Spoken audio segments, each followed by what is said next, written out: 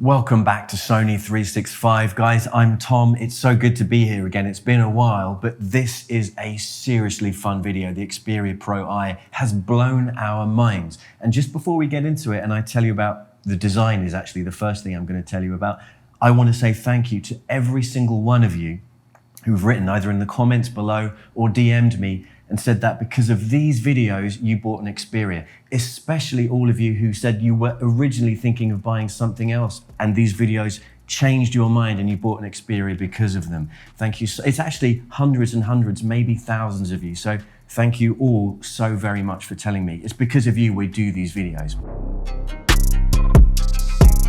The other people I want to thank are Andrew.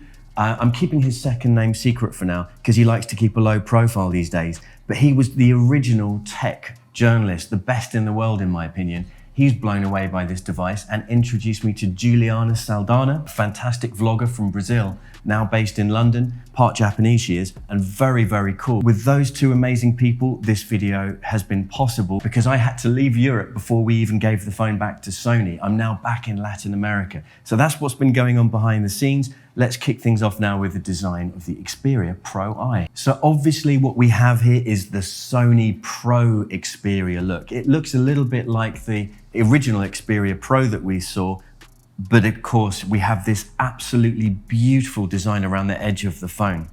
It actually works incredibly well. And the center, the star of the show here, if you like, the centerpiece on the back, is this beautiful camera tech, which we're going to come on to in a second. But yeah, overall, what I would say is this is chunkier and heavier than the XPERIA 1 Mark III. It's actually a little bit heavier than the iPhone 13 Pro Max, just a few grams heavier, just to give you an idea of the kind of weight we're talking about here, 211 grams. I love the fact you can attach lanyard here. Again, it doesn't look what I would say premium, it looks pro. And for me, that's better than premium. It's a very cool phone. If you put this down on any table, it's an instant conversation starter because there is no phone in the world that looks like this. This is something else. And for me, design-wise, it's a success. But there is one thing I want to flag though as a potential concern. This is a pre-production unit, so things like the 50mm lens, other things are not working. I'll list those things in the video description below so you know. And that's why this isn't a full review. Testing things like battery life and so on. That wouldn't be fair on Sony and it wouldn't give you accurate information. But the paint on the back of this polycarb finish here, it did scratch quite a bit and we never figured out how. All we can think of is it must have been in one of our rucksacks and something must have caught it, but it's scratched astonishingly easily. Now, I don't know if that will be the same finish that we get on the finished production models, but either way, there is a case that will be available with this. I'd recommend it just for that reason alone. I'm a little bit worried about the paint on this. Now, just before we move on to the camera tech, basically what you're getting here is all the best stuff from the 1 Mark III carried across into the XPERIA Pro-I and some of the not so good stuff too, like the front-facing camera, which is pants. It doesn't matter too much if you're going to go ahead and get the vlogging kit, but even so, we've got to flag it. I've never been a fan of that Samsung front-facing camera, and I'm still not on this phone. However, all that beautiful stuff like the 4K 120Hz display, it's all there and it all works beautifully with Sony's version of Android, which is of course pretty much stock and just super clean. But of course, what everyone is just falling over themselves to get involved with here is the camera tech, especially that 24mm lens. And it is absolutely astonishing what this can do. Now, look, there's been a lot of controversy here because I've seen some other videos. It's funny because normally what happens is a manufacturer will bring out a new product and they overhype it to the point where some of the claims are just frankly not even true anymore. And then what happens is, technology journalists, YouTube channels, vloggers and so on, what they do is they correct those claims and just get everything back under control. What's happened here is kind of the reverse because Sony never at any point referred to this as a 1-inch sensor. They used the admittedly slightly clumsy 1.0 type sensor, but they've been honest from the start, as you would hope they would be. And generally speaking, Sony always is. But then the reviewers and the vloggers have just run with this thing, ignored the 1.0 type sensor and just said it's a 1 inch sensor. And then what I've seen in the comments of other videos, and even comments here on this channel, is that, you know, Sony lied to us. This isn't a 1-inch sensor. It's been too heavily cropped. This is a disaster. But actually, it is not a disaster for a couple of reasons. One, it is absolutely true that this is the sensor from the RX100 Mark VII, which is a fantastic camera and very, very popular. And it's been optimized for smartphone use. That does involve cropping, it's true.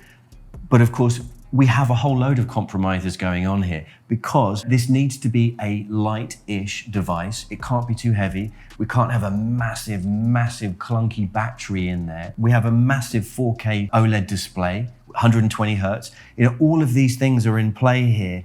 And this sensor needs to not drain, you know, the battery in 3 seconds. We need to keep everything working here. So that's why the compromise has been made. But what's really important and what's been missed by almost every channel out there is the pixel pitch is the most important thing going on. And it's 2.4 microns, which is huge compared to other phones. And that is why in these 3 areas, there is no phone in the world that can compete with this 24mm lens in these areas. Low light, high dynamic range scenarios, and shallow depth of field shots where you want to get the bokeh, but without the, you know, the artificial intelligence or the computational wizardry that we've come to expect. So this is pure Xperia in the sense that if you're the kind of person that wants to dial in the perfect shot, get the perfect video, and you want to get into those pro settings and really make this exactly as you want, this is the best phone in the world for that. But that's not everyone's cup of tea. If you're the kind of guy who likes to have a cheeseburger in one hand, take a few automatic shots in the other hand there, you're going to be an iPhone guy or a Samsung guy, and that's fine. But if you want to put the cheeseburger down, I'm not sure if I'm going to get away with this visual reference here, but if you want to put the cheeseburger down and line up the perfect shot, this is the phone to do it. As you'll see from these shots that we've been showing you, and I'll show you a video clip now as well, yes, low light performance, unbeatable, as long as you're happy to get into pro mode. Same with those shallow depth of field shots, although I will say, to get the best results, obviously the dual aperture here, you want to get that to the 2.0 stop. It's not going to compete with a dedicated camera like the RX100 Mark VII. It was never going to be able to, but I wanted to just put that out there as a reality check.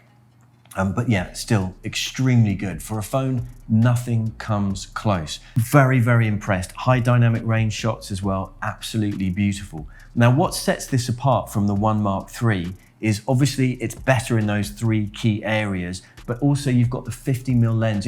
You don't have the versatility of the One Mark III with its much more capable zoom, but I actually prefer having a 50mm lens in theory. I couldn't test it on this device because it isn't turned on yet.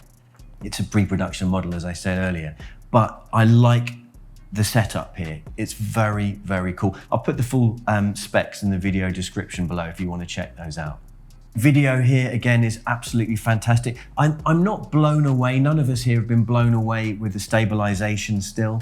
I think there's room for improvement there. Also, the zoom hasn't quite been as fluid and stable as we would have liked. Now, that could be down to the fact this is a pre-production model. So when we come back with the full finalized version, we can give a definitive answer there. But yeah, video-wise, this is great. What I want to do now, though, is compare it with the One Mark III and just give you my thoughts on that. Now, when I first learned in a pre-briefing from Sony just before the launch that this was the Xperia Pro-I and not the Pro 2 that I was expecting. Of course, the original Xperia Pro is completely different beast, different target market. I actually was pretty nervous because a lot of you had already written to me at this point, hundreds and hundreds, and said, thanks for the video, I bought a One Mark III. And I was thinking, I didn't know this was around the corner. Should we have all waited for this to have been announced first?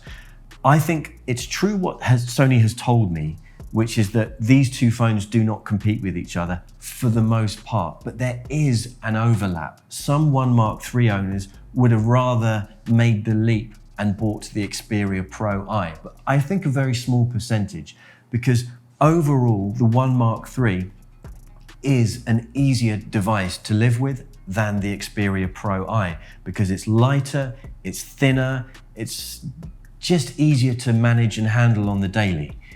That's a fact.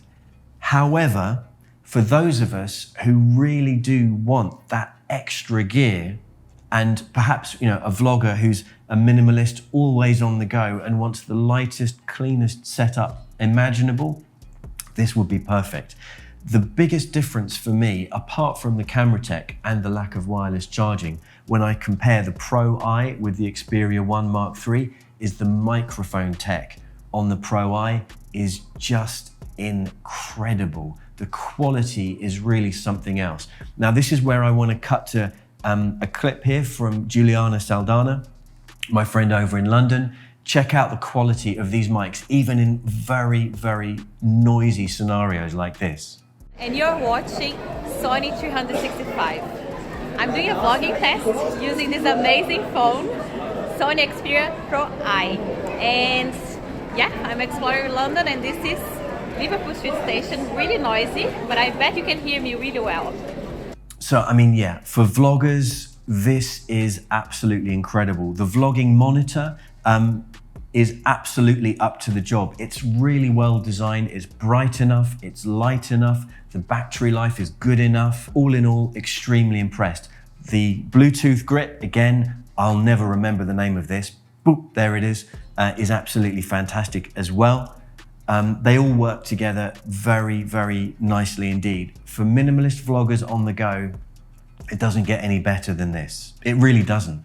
If you're the kind of person who wants absolutely accurate colors, not just in terms of the photography and videography, but even seeing them back on that 4K display, there is nothing out there as good as this. And by the way, I want to give a special shout out to Intan in Indonesia. Everyone watching this, please check out her channel. It's fantastic. She's over there in Indonesia and she videos amazing Indonesian tropical plants. She's creating a business over there, growing a channel and a community. And she wants cameras that give the best possible results in terms of accuracy, really conveying the true colors of the plants that she's filming. And of course, that's what Sony is all about, the most true to life, natural colors.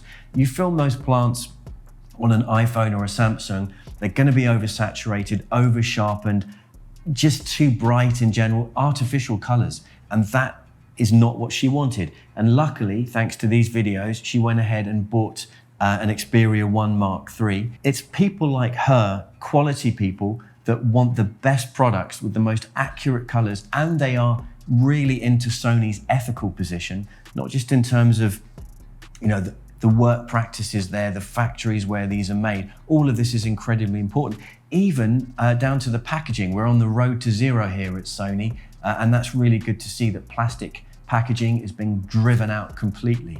So yeah, a shout out to her and all of you who watch this channel, because Sony 365 is a proper community, thanks to people like Intan and thanks to people like you for watching. By the way, Intan is Indonesian for diamond as well, but then you probably knew that.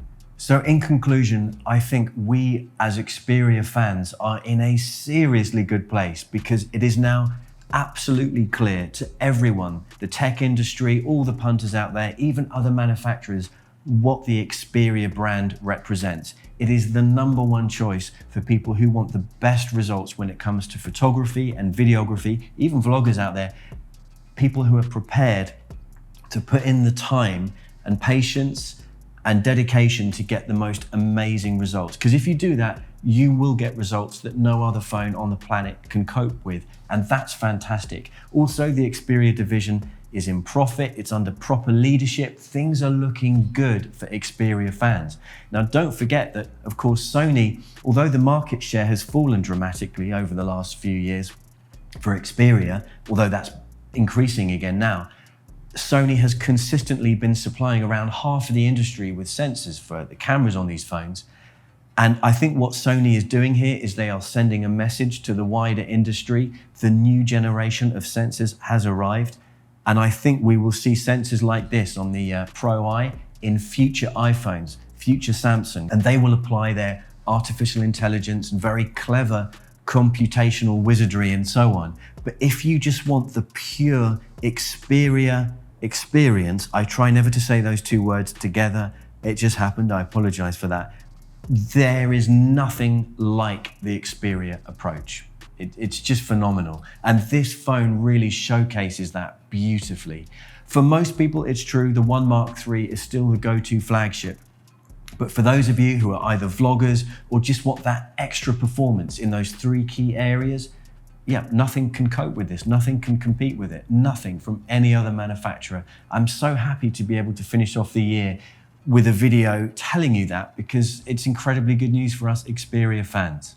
Now, just before I say goodbye, I want to tell you what's going on with the future of Sony 365 and then do some more thank yous. Right, so I had to cut short my time in Europe. I'm back in Latin America because I'm having an operation and I'm going to be out of action for the next 2 months, hopefully not longer than that. But within that 2 months, myself and a few other people here, good friends of mine, we're going to work out what we're going to come back with. And it's going to be the target.